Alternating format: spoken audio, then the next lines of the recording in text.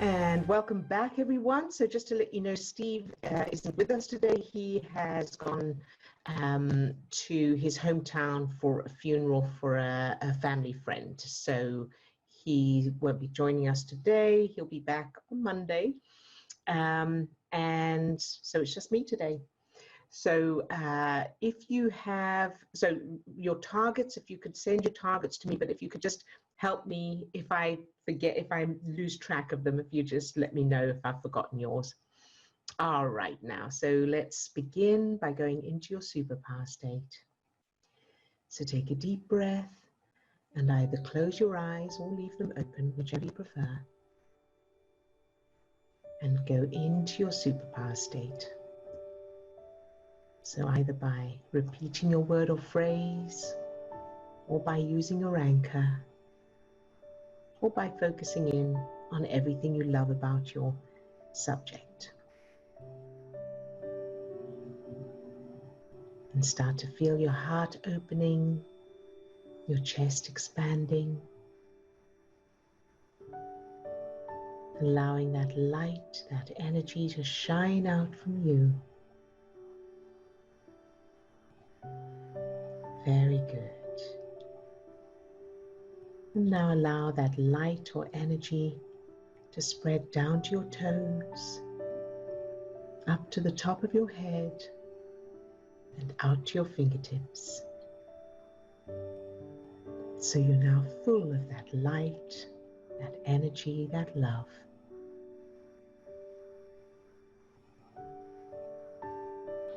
Very good job.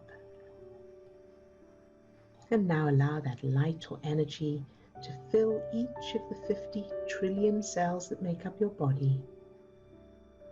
Love each cell just for existing.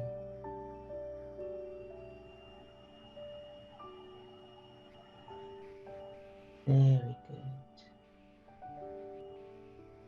Now allow that light or energy to fill the little you, yourself as a child, any age. Imagine that little you being filled with that light, that energy, that power. And love that little you just for existing.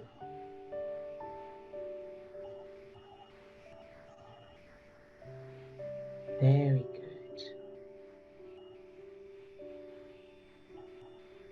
And now allow that light or energy to fill everyone who's on the call today. Those who are on camera, those who are off camera. Fill each one with that light, that energy, that love. Love each person just for existing, no matter what. And feel that connection between everyone. Very, very good. All right, you can open your eyes if you have them closed. And let's check in with each person. So, Lisa, let's check in with you. You're first up on my screen. How are you today? Okay. Feel good, Fairy Friday. Yeah, forever. Good job, yeah. So this is from your book. I always like to give a little, So, okay, so on page 71, it's how you feel most of the time that determines what you're creating and attracting in your life.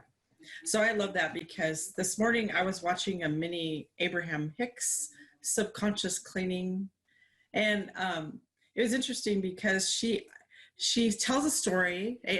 Esther Hicks tells a story about how she had to present Abraham to her parents, and she thought it was the right thing. So she says sometimes it's better to keep the things that feel good to yourself, and then you just have to listen to your gut about certain things, because right away she said it was the devil and this and this. Her mom said all that stuff. So she's like, no, this feels good to me, so I have to do it for me, kind of thing. So I thought that was really interesting, because it was like, that's totally true, because you always have to listen to how you feel. And then what trips us up is if we're listening to other people's things, that's not yours, it's like, so. That's right. Yes, absolutely. So thank you for sharing that, because that's a good point. And the great thing is that you want to get to the point where it doesn't matter whether you tell someone or not, because you're so strong inside yourself. And that, so in the meantime, and what I know what she's suggesting there is that, you don't tell people if you're not strong inside yourself, and you may be swayed one way or the other. So that is such great advice, because there's the thing of, or tell people so you've got the accountability, and that's a possibility. But if you know that if you tell people, or certain people, that they're going to be negative, there is no reason to put yourself into that position. So thank you for that, because that's a very good point. And then as you progress and as you get more and more comfortable and secure inside yourself, that you don't need anything from outside of you. And one of the things is seeing those people as scenery. It's just scenery along your journey. And so they may be negative or they may be positive, it doesn't matter. And some people will play with you and some people won't, and that's okay. Those who are negative, you can see them as just part of the scenery along the journey, and you don't have to engage with the scenery. You can just nod and smile. Yes, very nice. And just keep going along your way. So thank you, Lisa, for sharing that. That's very powerful. Thank you. Very Thank you. You're very welcome, sweetheart. Good job. All right, and Katrina. Hello. Hello. Looking lovely today. Oh, thank you, dear. Do you remember we were working yesterday on the eyes? Yes. And you were saying, had you any, emotions attached, childhood memory things? So I came up with a memory that I think has been driving, because all of my life I was always uncomfortable, and there was always sort of slightly things that annoyed me. So the memory was my whole, it's actually sort of maybe, well, I was very small, so slightly embarrassing. But anyway, Mum was on holidays and another girl was to tell me what to wear. And I didn't like, Mummy put me into, clothes. I didn't like what she picked.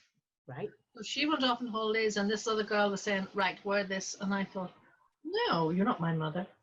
So I'm going to wear tights. So I decided to wear tights with no skirt and no dress. Yes. So but the coat was quite long. Yeah. So I got to school and a friend says, what are you doing? I went to school, and she says, you cannot take off your coat. You can't walk about just in tights. So I ended up being so annoyed for not listening, and I was super uncomfortable the whole day because I had to keep the coat on. People saying, what are you doing with your coat on? And I was saying, well, it was cold or whatever, So very good. Very good one. And I have to say that you are not alone. It's interesting that, and I'm sure there are many more, but a client I worked with one-to-one a while ago, I don't even know who it was, but this is ringing a bell for me, had the similar sort of thing where they went, I do remember who it was. And she put on just tights and went out, but her parents didn't catch her till she came back. So she came back home from school wearing just the tights, and then there was a big altercation. So you're not alone. And I'm sure there's many, many more.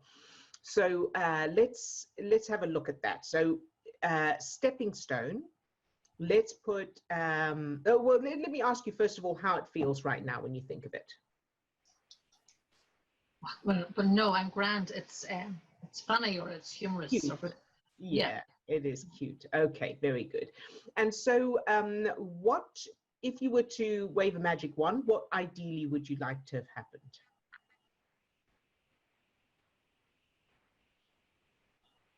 Probably that the girl picked the same thing that I would have picked. That's it. Yes, very good. So let's do a stepping stone where you picked the tights, you went to school in the tights, and they looked fabulous. There was absolutely no, they were really solid tights. Yeah. And they were really nice, so like leggings kind of thing. and you looked wonderful, and you took off your coat. And in fact, all of them, everybody was saying that day, the teacher and the other kids were saying, oh, you look so nice. And you say, yes, I chose my own outfit today. How does that sound? That's fantastic. Yes. Yeah. Very. Yeah. And then, so you do that a few times, and then you want to add in the outfit. So you chose that, and the girl said, oh, that's a good idea. That's much better than I was thinking. Yeah, that's a much better, that looks much nicer than I was thinking, than what I was going to choose. How does that feel? Well, I'm going to say, no, but I know that, yes, I bypass that. I know how to bypass that. Okay. No, bad thing, yeah. Okay, good. Yes, so she was very impressed. And in fact, I mean, you could add to that even more, where you say, where she says, well, can you help me choose an outfit for today? Or something like that. That just takes it up another level. Okay. She appreciates your taste, and you help her choose something. Should I wear this or should I wear this? And you go, well, no, I think this would, and you don't have to have the details. It doesn't matter what it is. It's just that feeling of her asking for your input because she admires your taste. Wow.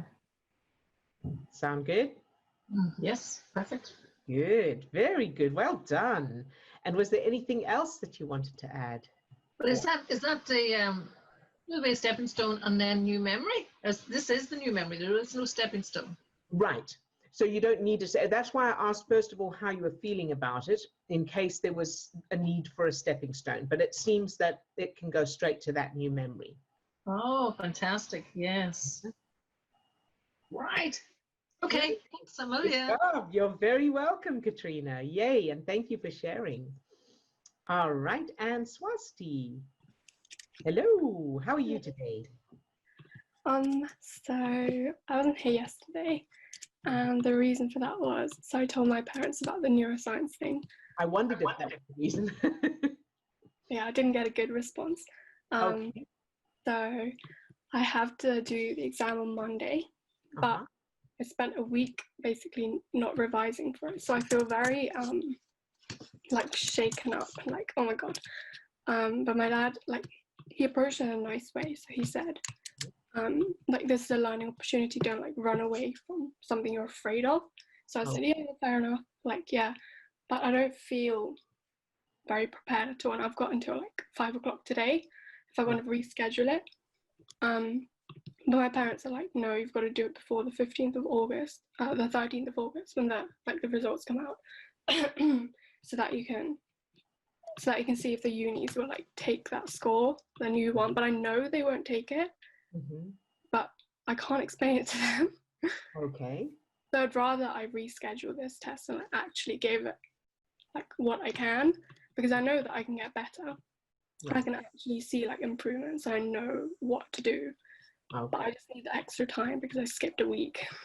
Okay. All right. So what did you lose during that week? What is it that's put you behind? So what would you have done during that week that you didn't get to do? So I found a lot of found this amazing resource today, which was basically telling me where I went wrong, like where I'm going wrong in my practice, which I wish I'd come up, if I'd worked like a week before, I would have found, hopefully. Right. So I would have just used that to do essentially like more questions. And then, so there are 5 sections, and I've only really worked on 3 of them properly. Okay. So the 2 of them are kind of behind because they were my strongest, but I haven't actually put any effort into them. Okay, very good. So let's pin that for the moment. And now I want to ask, so when you say it didn't go well, their response didn't go well, in what way? What was the worst thing about it? What was the problem with it? Yeah, they were like, you didn't tell us that this was going on in your head, like before. But I feel like the fact that I told you now is enough for me, because I had to think about it as well. And there's like lack of understanding. Okay, very good. Yeah. So there's something there. So lack of understanding. And so what what is the reason they don't want you to do the neuroscience? Yeah, this is I think it's a piece that I didn't change in the memories and then practice it. So I think they think that I'm escaping something which is hard. Going another path. Yeah. All right, so that's very good. So it's not the neuroscience itself, it's that they're worried you're avoiding something else. Yeah. That. Perfect. Okay, so that's fine. So and are you? Do you think so. that's what it is? Yeah. Okay. Yeah. All right. So let's look at what you're avoiding. What is it that you feel that you won't have to endure or do or go through if you choose the neuroscience path?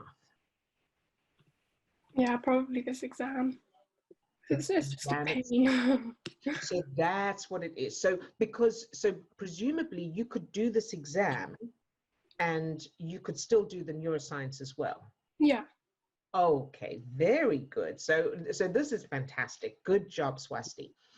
So let's look at the worst case scenario with this exam. What's the worst thing that can happen and what's wrong with that? So if you, let's say you did it today, this evening, as your parents want you to do, what's the problem with it? So I have it on Monday actually, but like I have until 5 o'clock today to reschedule it for. Oh, I see. Right. Okay. Yeah. So let's say you do it on Monday, and what's the problem? Well, I know I would get the same score or lower, and that's not the point of redoing it, because I think for me the point is to, well, obviously if you're applying like again, you have to have a score that you did this year, so you can't apply with last year's one. But my intention and aim is to obviously do better so that I have a higher chance. Yes. Yeah.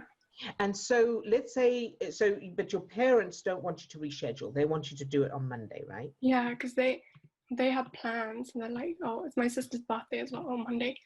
So they're like, okay, so after you finish your exam, we'll do this, this, and this. Like, I don't really care about that. I just want to, if I want something, I want to do it well, and not just like for the sake of doing it.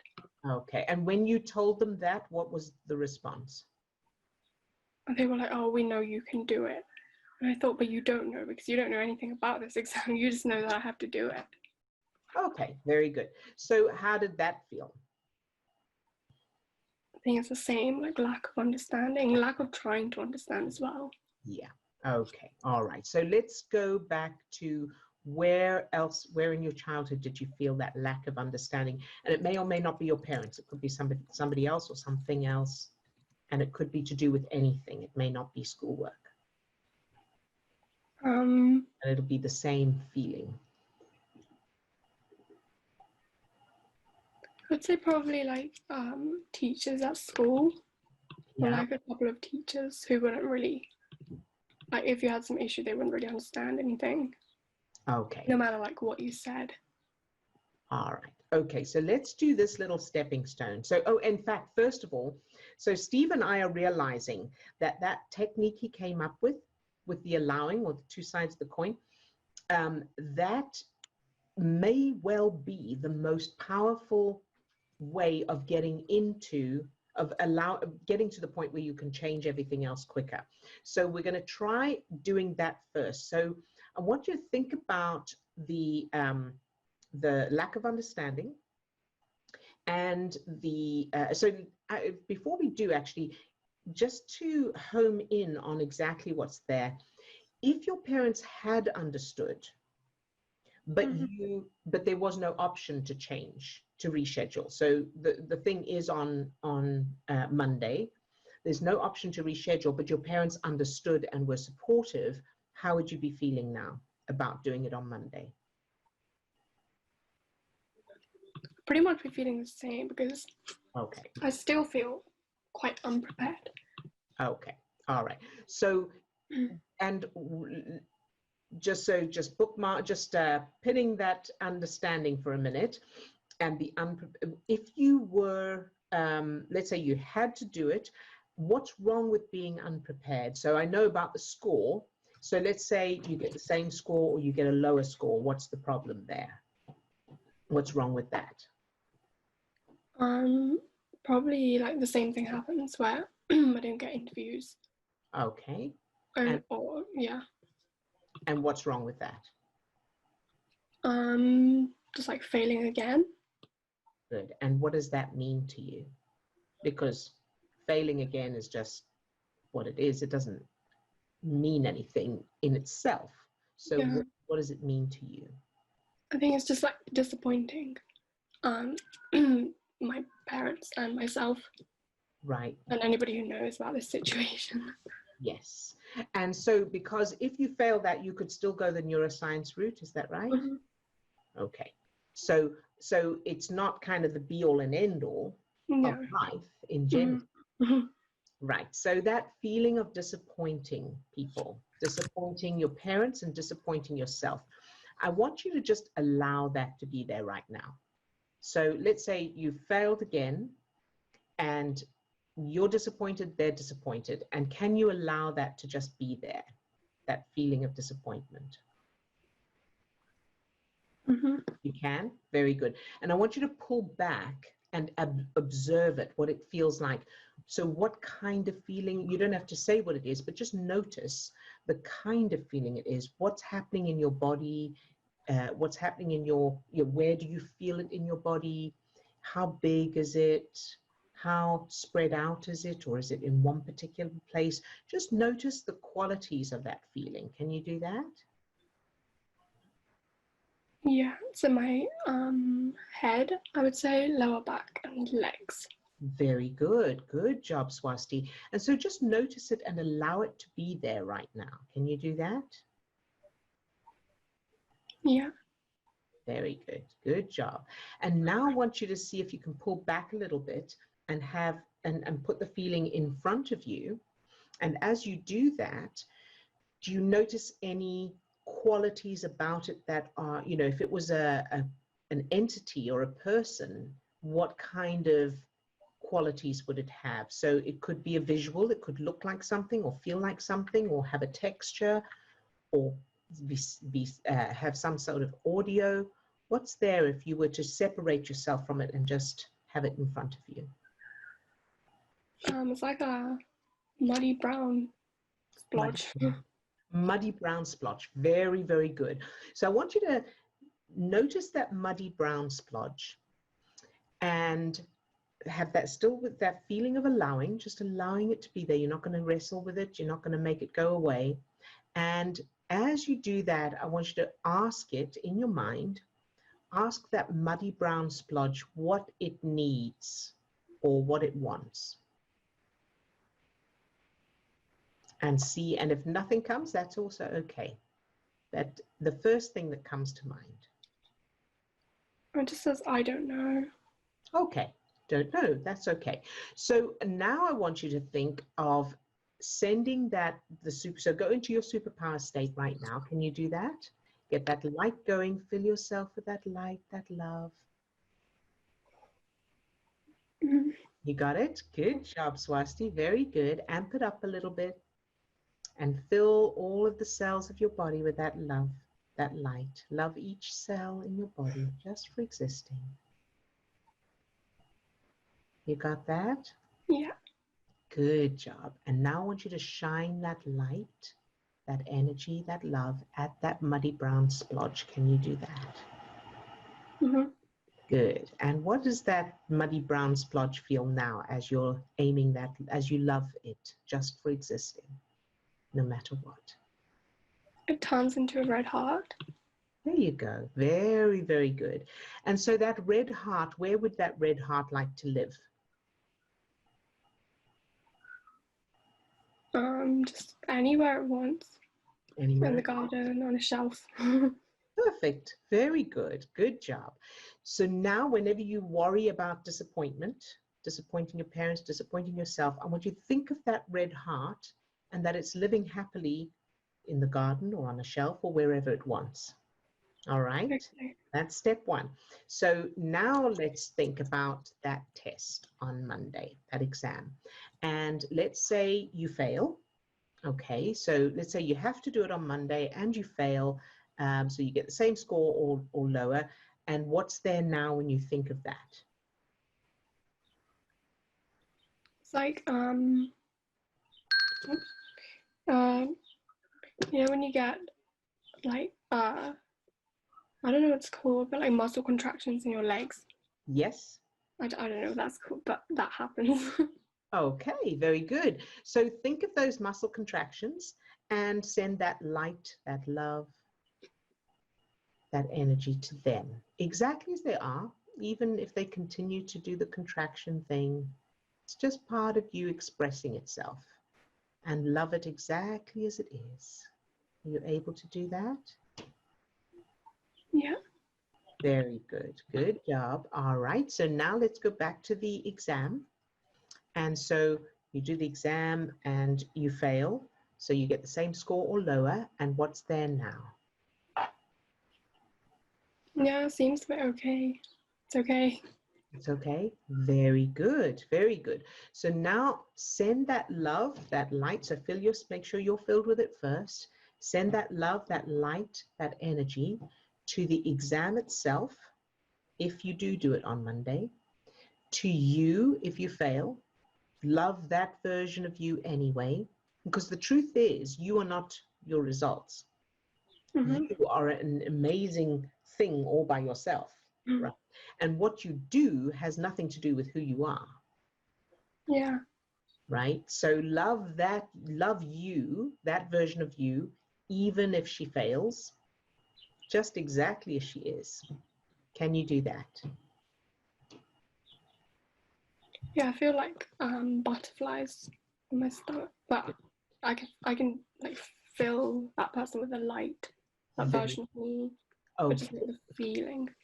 good. And can you love the butterflies?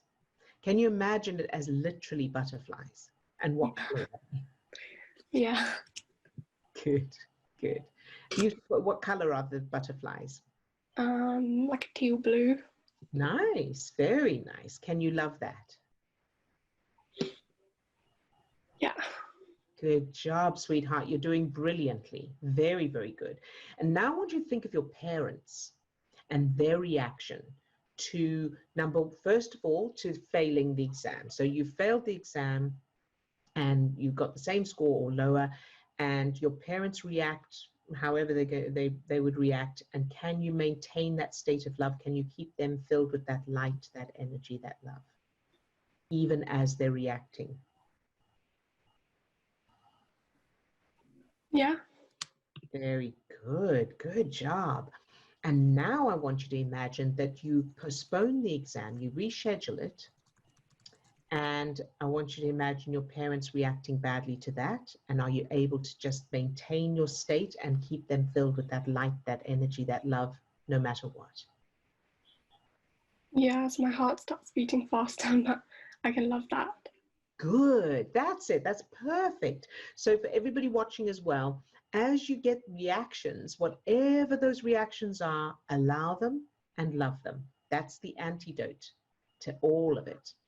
So, and you can use visuals if you want to. So as your heart starts beating faster, you can imagine it as a little drummer, drumming. You can love that. Or you can imagine it as a butterfly like you did with the others. So whatever comes to mind, and you can give it a color, because that helps to make it more, that helps to pull you back further, and love it exactly as it is. Very, very good. Okay, thank you. You're very welcome. So you've got to make this decision by 5, or you've got Yeah, to half an hour. half an hour. So for this next half hour, I want you to spend 15 minutes imagining that you aren't going to reschedule, and notice how you feel. And then the next 15 minutes, imagine, or do 10 minutes and 10 minutes, so you've got some time. And then so 10 minutes from now, you're not going to reschedule. You're going to leave it at Monday, and then you'll do whatever preparation over the weekend. And then the final 10 minutes, the next 10 minutes, imagine you are going to reschedule and how that feels, and then you can make that decision. Okay. How does Yeah, that I did try doing that because I was like, I need to make a decision. So if I just kept it, then I feel very like on it, and I can feel very productive and very focused. Good. Whereas if I don't, I feel a bit lost, and like I have all this time and I don't know what to do, and scared of like wasting it. Perfect. So you mean if you keep the appointment for Monday, you'll be on it and you'll be able to prepare? Yeah, but like over these 2.5 days. Perfect. So which decision feels better to make? Yeah, I can't decide between that though. I just know that.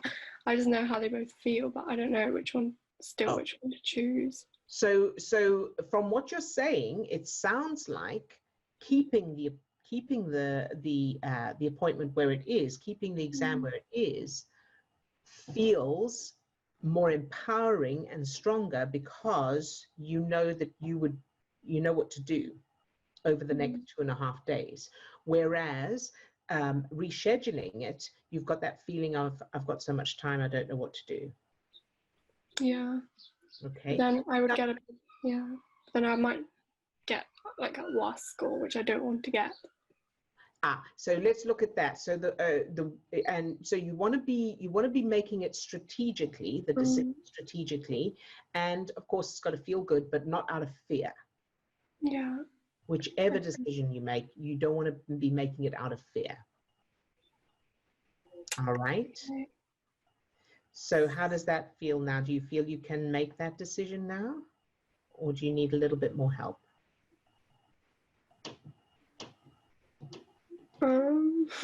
Or do you need to wear each decision a little bit longer? No, I just feel a bit lost. Lost. Okay. So let's do this. I say you should keep it where it is. I say you should keep that appointment where it is. How does that feel? I'm losing out on a lot. Okay. And now I say that you should move it. You should reschedule. How does that feel? I don't know how to face my parents after the first incident. I don't want to do it again. Okay. So let's say, which is going to be the easiest moving forward? So, for example, is it going to be easier to know that you've got plenty of time because you've rescheduled it, and then you can plan how you're going to use that time, and then you're going to tell your parents, but however they react is their reaction. It's not, unless they're going to punish you in some way, obviously, then that's a consequence to look at. But if that's not the case, then there isn't really anything done to you. So there's that. Does that feel easier, or does it feel easier to get it done this weekend, do the exam on Monday, and whatever happens, to then be able to move forward with something? I like keeping it seems better now, because then I can just do it, and I do have other options like to get into medicine, so I can do the biomedicine one and then move from there.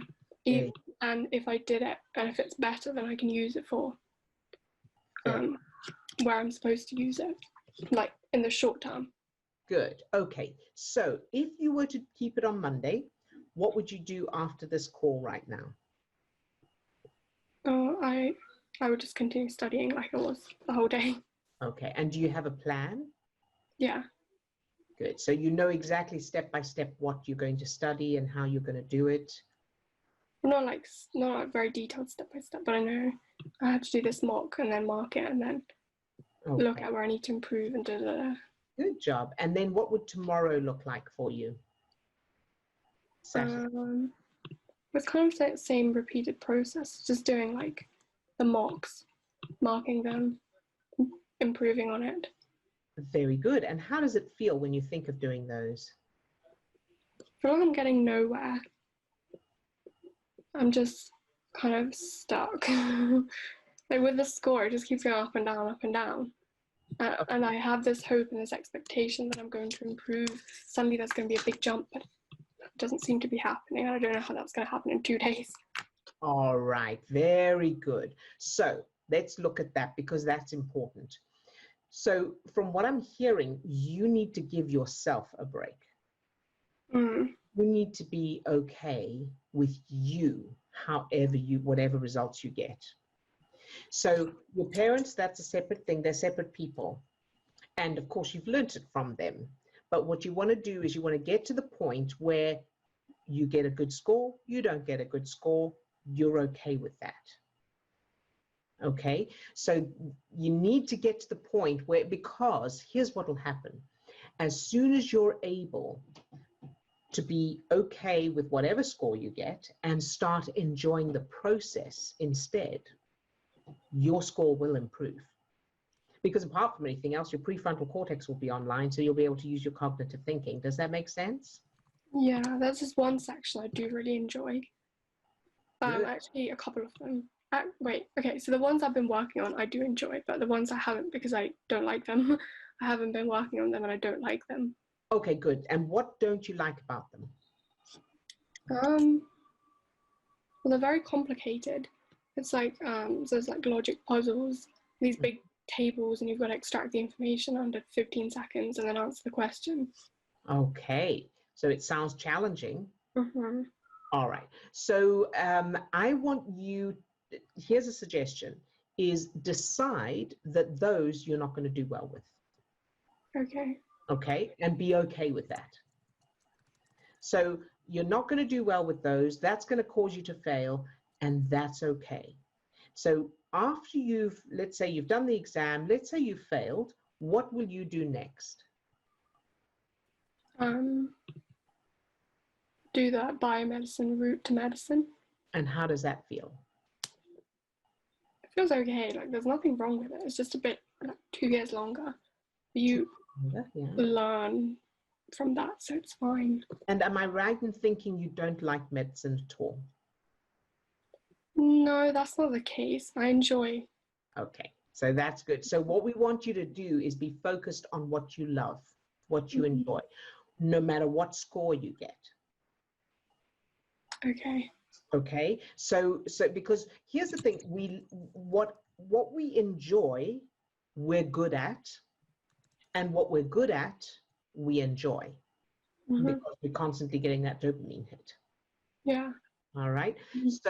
So focus in on what you enjoy, and if there's something you have to do that you don't enjoy, find something to enjoy about it. And one of the ways of doing that is taking the pressure off. So the ones that are complicated, take the pressure off. Know that I'm not going to do well with them, but I'm going to find something that I enjoy about them, even if it's just, entering the data or whatever. I don't know, of course, what it is, but whatever it is, find a way to enjoy the process without the pressure. Okay. How does that sound? Yeah, sounds okay. It Mm-hmm. seems unachievable right now. Sorry? It seems a bit unachievable, like in this Unachievable. Okay. Yeah. All right. And again, allow it. So if you don't enjoy it, allow the not enjoying. Okay.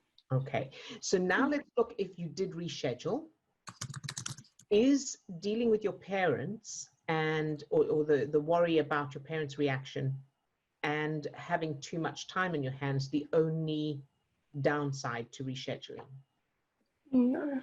Even when I reschedule it, there's no guarantee that I'm going to get a better score at the time I use, because I'm like in this moment right now today, I'm getting the same scores as I did last year.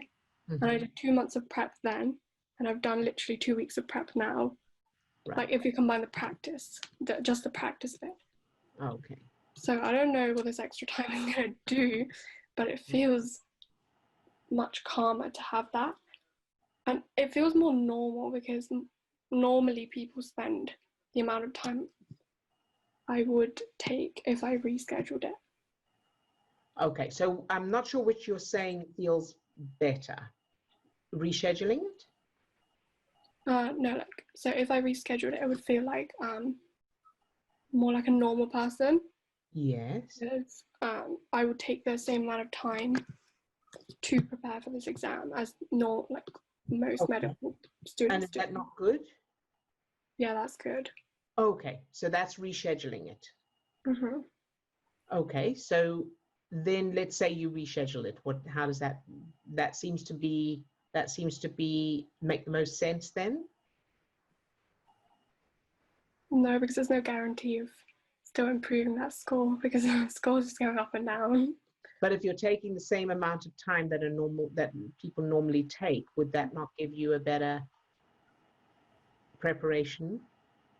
No, because normal people also improve their score, but mine's not improving. But you haven't had that normal time. That's also true. Yeah, but when I did have that normal time, it didn't do anything either. So here's something to remember as well, is that every time we do something, the brain is changing. Mm-hmm. So just because the score stayed the same now doesn't mean it's always going to stay the same. There were times, we all have times when we're trying to learn something that seems really difficult. And what's making the difference is the expectation and the pressure. Mm-hmm. And that takes the prefrontal cortex offline. And if we're expected or expecting certain results, then that puts pressure on, depending on your programs that already exist. So you want to, I would say, whether you do it Monday or you reschedule it, when you're doing the practicing, make it your mission to not expect results. Make it your mission to focus in on just the doing, just the enjoyment of it. You could have something to look forward to after it, so that you're keeping those stress chemicals down and your prefrontal cortex online. Okay. How does that sound? Yeah, that sounds good. Yeah. Because the truth is, it doesn't really matter whether you do it on Monday or you reschedule. Mm-hmm. What's going to make the difference is your state. Yeah, definitely. Yeah, both during the preparation and during the exam, whenever you do it. Okay. All right. Yeah. How do you feel now? Yeah, it feels good. I know. Yeah, I know some of the stuff you're saying is correct, and I knew that before, but it's just hard to apply it. Yes. Yeah. And I completely. Yeah. Yes, absolutely. And it's difficult when you're in that situation because of the pressure, because of the stress chemicals in your system, and because that part of your brain is offline. So all of that combination makes it difficult. But that's why top priority is bring down those stress chemicals. Okay. All right, sweetheart. And is there any other way I can help? No. I think that's good. All right. Okay. And you also, in the meantime, you feel free to reach out to us anyway. Okay. Over this weekend, if you need to, just send us an email. Okay. All thank right. you. You're very welcome, sweetheart. I'll go talk to my parents now. All right. Good job. Good job. Okay. Okay. And we have some stuff in the chat. So let's see. How do you handle a situation where you are not taking the steps you should be taking to change your health for the better? I should be on a gluten-free diet, and yet do I do that? No. I have the best intentions, but nothing ever changes. What would you suggest, please? Okay, so good question, and that's the case for a lot of people. So the most effective way of doing anything differently, doing any kind of different habit or behavior, is to want to get to a point where it's something you are looking forward to, you're excited about, it feels good, rather than restricting or I'm not allowed to, that kind of thing. So if you know that you need to be on a gluten-free diet, the first step, I would say, is to find replacements for whatever's got gluten in it. So I know, almond flour things are very are great replacements. So decide what do you miss most, or what do you feel most attached to about things with gluten. So for example, for me, it would be bread. I love bread and I love toast. Okay, so I went through a stage of not eating bread or toast. but we replaced it with almond flour crackers that are delicious. So I highly recommend them. It's Steve's recipe. He's the chef and the baker in this family. So if you would like the recipe, just send him an email and ask him for them. So they're little savory crackers made from almond flour, so completely gluten-free. And so we were eating those in place of bread. So have something that you can replace it with that still gives you, can you still hear me, everybody? Okay, so I'm getting a message here saying your speaker is not working. Please check your connection or use a different speaker. So I don't know what that's about. I haven't done anything differently. So, but let me know if you aren't able to hear me. So, yes, so replacing whatever you're cutting out first, so that you're not, instead of cutting out, you're adding in. Okay, so you've got a new option that you're looking forward to. Now, the other thing that helps is where you're putting your focus determines where you're going. And that means if you're thinking about the fact that you can't have it, or the thing itself. So let's say it's donuts, and you're focusing on donuts and you're thinking about donuts, then your system is producing the chemicals and signaling your brain that that's what you want. And then it becomes very difficult to resist, because then you're kind of fighting against yourself. Whereas if you're thinking about the healthy option, so if it's fruit or vegetables or the almond crackers, or even a glass of iced water, and you keep your focus on that, your brain and body are going to start producing the chemicals and the signals that want that. Now, there's a little bit of an overlap. It takes time, so it takes determination and redirecting, but eventually that's what will happen. So, so that's on a practical level. Now, on a subconscious references level, so the childhood memories, I would say, what is it that you find difficult to resist? What is it about that thing that you like, that you love, that you find enjoyable or irresistible? And then where in your childhood did you experience that thing, that the whatever that is? So and it doesn't have to be the same food. So for example, if it's crisps, chips, let's say I love chips, and what I love particularly about them is the saltiness. I love the saltiness and the crispiness of those chips. Or maybe it's the flavor. I love hot chips, so the spiciness. Now, where in my childhood do I remember having that spiciness or the saltiness or the crispiness, whatever it is? Where in my childhood do I remember having that, and where it was enjoyable? So then I think, oh, well, my grandparents used to cook curry every Sunday or something like that. Or I had a favorite aunt who used to always have these, it may be the crisps, the chips, or it may be, they were always salty crackers, whatever that is. Then you go to that memory and you change the memory. So you focus in on the love, the connection, the attention, the affection, whatever's there, the fun, and then you take out the food or the drink or whatever that substance is, and you replace it with something healthy, whatever it is you want to have now. And you practice that memory over and over of the connection, the love, the attention, the affection, the fun, with the new thing, with the healthy activity or substance or whatever it is. So it could be glasses of iced water, or celery sticks, could be anything like that. So I hope that helps. Hopefully the combination of that helps. The hard part seems to be socially, as it is very hard preparing food given wheat is in everything. I don't think people are interested in trying to prepare a meal without gluten. Should probably cut out dairy too. Okay, so I'm going to give you a little bit of a, so I would definitely do the changing of the childhood memories as well. In addition to that, you wouldn't believe the amount of options there are right now for no gluten. So that is also perception. So I'm going to give you the name of somebody. So Dr. Gundry, Gundry. You can look him up. And I mean, he does a whole lot of different things, but he has oh, you have his books. Okay.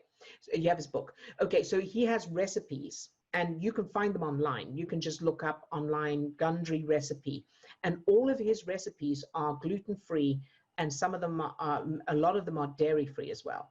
And, you know, Steve cooks a lot according to his stuff. We're a lot more relaxed about it now. So we do have gluten and stuff now, and wheat and things.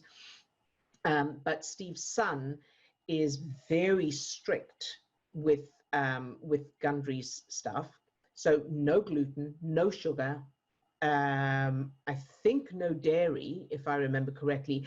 And every time we go to his house, I was actually saying to Steve, because we were there last weekend, I said to Steve, oh, if we're going to his house, we know that we'll eat healthily and delicious. I mean, more delicious than other food. So he made the most wonderful lasagna that was completely gluten-free, vegan.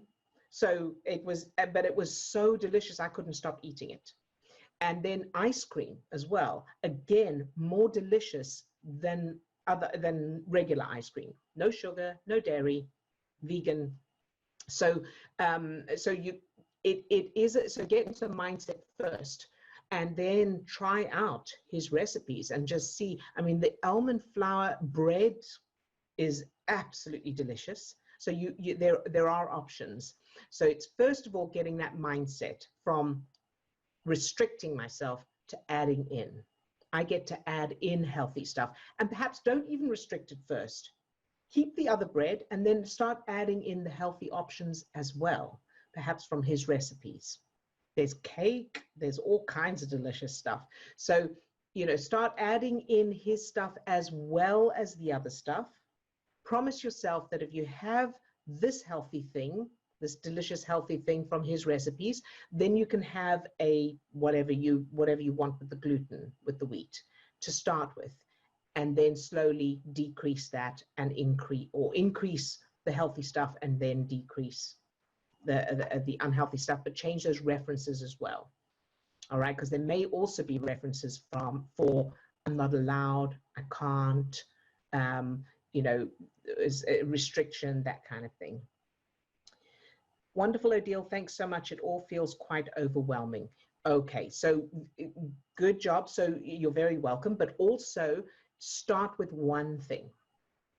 So in fact, maybe the crackers is the one thing you could start with, or just put in easy Gundry recipe into Google and see what comes up, and pick one easy thing for this week, for this weekend, or this week, or this coming week.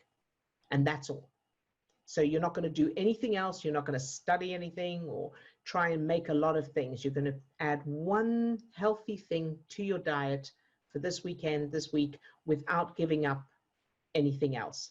And then slowly, slowly, because it's much easier to incrementally change something easily and gently with looking forward to the new thing than it is to cut things out completely.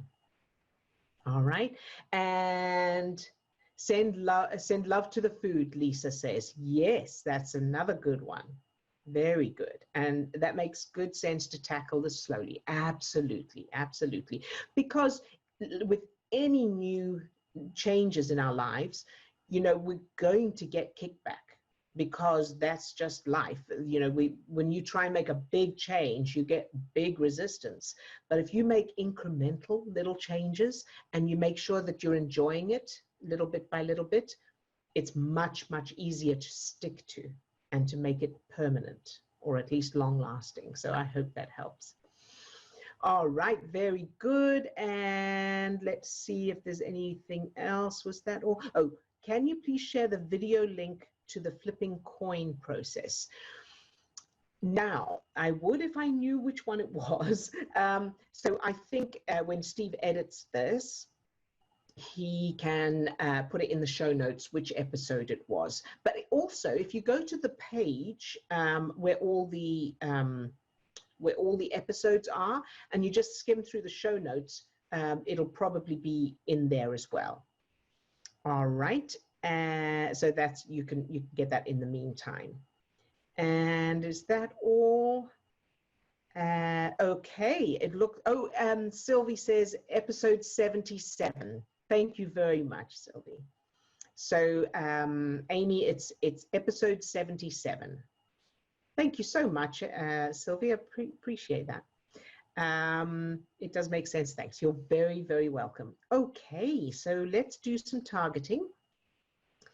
So take a deep breath and either close your eyes or leave them open, whichever you prefer. And allow yourself to go into your superpower state, however you do that. So by repeating your word or phrase, or using your anchor, or focusing in on your subject and everything you love and appreciate about them. Good job. And now allow your heart to start opening, that expansion feeling in your chest. Allowing that light, that energy to shine out from you. And filling the room you're in. Imagine that light or energy shining out from your heart so strongly that it fills the whole room, everything around you. And then allow it to spread down to your toes, up to the top of your head, and out to your fingertips. So you're now full of that light, that energy, that love. Very good. Now allow that light or energy to fill each of the 50 trillion cells that make up your body, loving each cell just for existing, each little cell. Good job. And now allow that light or energy to fill your subject, focusing in on everything you love about them. And then imagine they don't want to be with you, or they don't have the qualities that you love and appreciate about them, and keep them filled with that light, that energy anyway. Loving them anyway. Good job. And now let's go to Lisa. Fill Lisa with that same light, that energy, from the tips of her toes to the top of her head and out to her fingertips. Love Lisa, just for existing.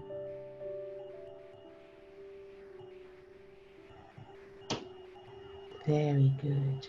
And allow that light, that energy to overflow from Lisa and fill the financial circumstances and outcomes for everyone, regardless of what those are. So whether they're good or bad or wanted or unwanted, no matter what, love it all anyway, exactly as it is, without needing it to change, shining that light into any darkness. Very, very good. And now to Katrina. Fill Katrina with that same light, that energy, from the tips of her toes to the top of her head and out to her fingertips. Love Katrina, just for existing.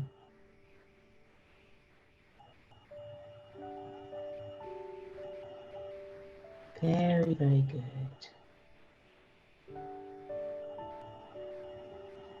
And now to Swasti. Fill Swasti with that same light, that energy, that love. From the tips of her toes to the top of her head and out to her fingertips. Love Swasti, just for existing, and no matter what. No matter what she decides, no matter what the results are, love Swasti exactly as she is, and regardless of the outcomes, with no need for change. And allow that light, that energy to overflow from Swasti and fill her parents with that same light, that energy from the tips of their toes to the top of their head and out to their fingertips. Love Swasti's parents just for existing, no matter how they react or respond.